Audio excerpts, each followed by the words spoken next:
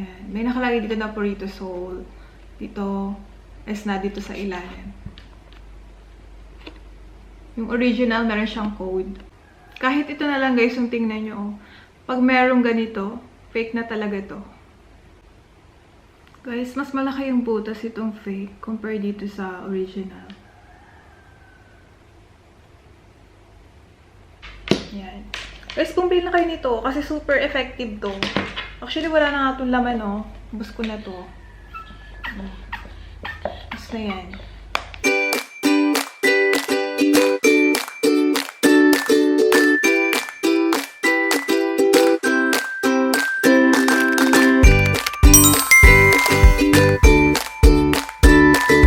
Hi guys! Welcome back to my channel. So guys, in today's vlog is magre-review na naman ako ng fake versus real. Pero this time, is ito nag-trending na Purito. Parang kasunod siya nitong Dr. Althea. So kung user ka ng cream na yon, meron akong fake versus real din sa mga previous vlog ko. Pwede mo siyang panoorin. Sabi guys, yung hype ng cream na to, and hindi ako nagtataka kasi kahit ako, user ako ng cream na to.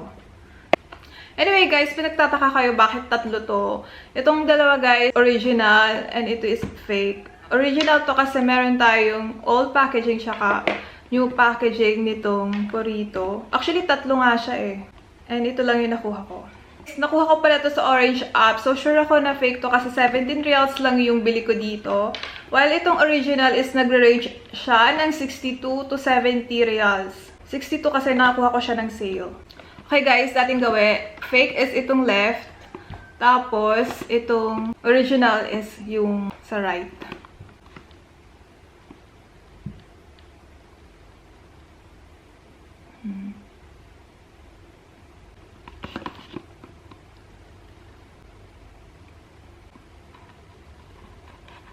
Actually, sira na nga to guys. Oh.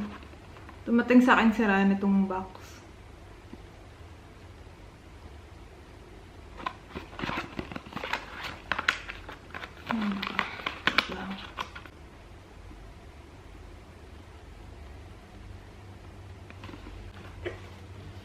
Guys, yung ginaya pala ng fake is itong old packaging. So, kung makikita nyo, ayan siya. Ayan, pare sila ng sulat. Ayan.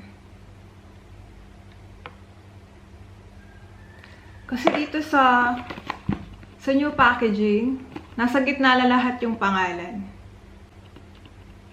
So, old packaging, ginaya yung fake. Okay, so yung difference niya na nakita ko, bukod dun sa pangalan sa front, is itong sealed niya. Ayan. May nakalagay dito na Purito Soul. Dito is na dito sa ilalim. Yung original, meron siyang code. Itong fake, Purito Soul lang. Tapos guys, may nakalagay na made in China dito sa fake. Tapos yung expiration date niya. Ayan.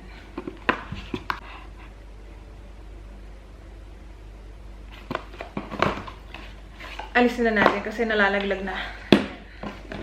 Ito yung fake. Tapos ito yung original.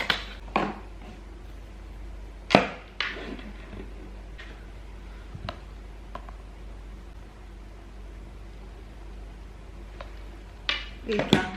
Dito natin guys, i-compare sa old packaging kasi dito ginaya yung fake. So, lagay muna natin dito yung new packaging. Ayan, parehas na sila.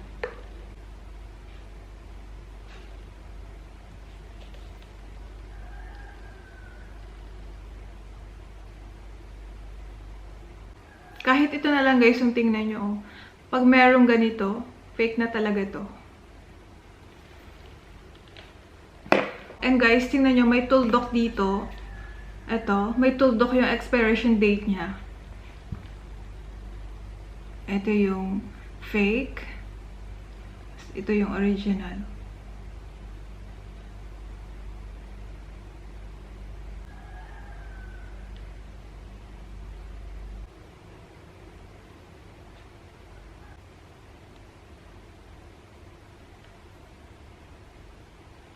Guys, mas malaki yung butas itong fake compare dito sa original. Okay guys, ito yung fake. Lagay natin siya dito.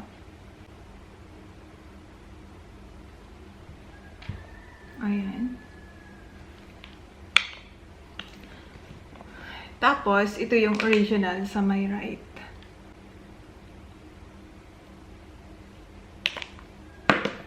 Mas manipis.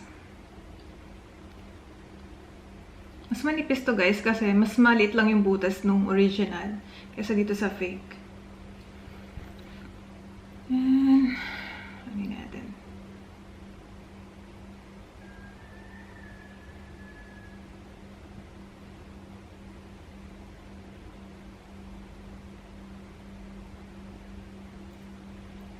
Dali lang yung i-blend. Tapos ito. Siyempre, mas madami, mas matagal itong i-blend.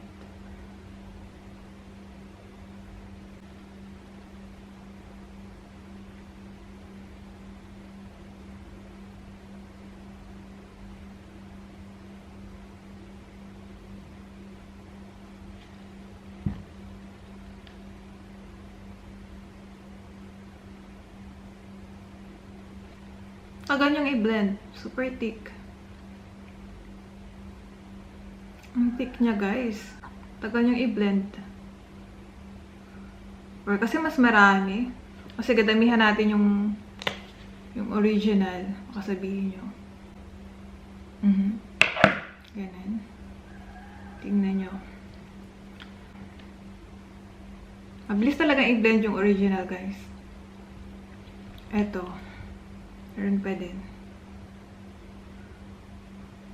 Tagal.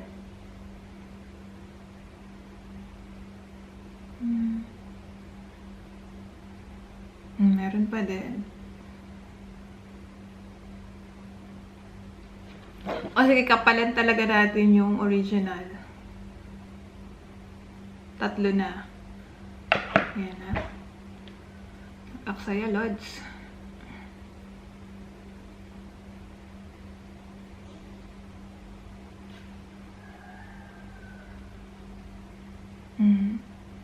Diba? Dali. Ang dali niyang ma-blend. Ito isang tagal, oh.